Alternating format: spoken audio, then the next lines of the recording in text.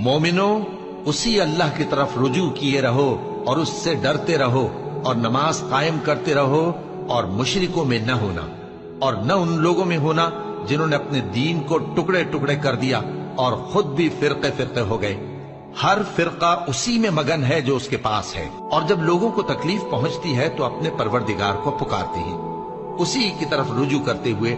फिर जब वो उनको अपनी रहमत का मजा चखाता है तो एक फरीक उनमें से अपने परवरदिगार के साथ शिरक करने लगता है ताकि जो हमने उनको बख्शा है उसकी नाशुक्री करें। सो खैर, फायदे उठा लो, अनकरीब तुमको इसका अंजाम मालूम हो जाएगा। क्या हमने इन पर कोई ऐसी दलील नाजिल की है कि फिर वो इनको अल्लाह के साथ शिरक करना बताती है? और जब हम लोगों को अपनी रहमत का मजा चखाते हैं तो वो उससे खुश हो जाती हैं, और अगर उनके अमाल के सबब जो उनके हाथों ने आगे भेजे हैं उन्हें कोई तकलीफ पहुंचे तो नाउम्मीद होकर रह जाती हैं। क्या इन्होंने नहीं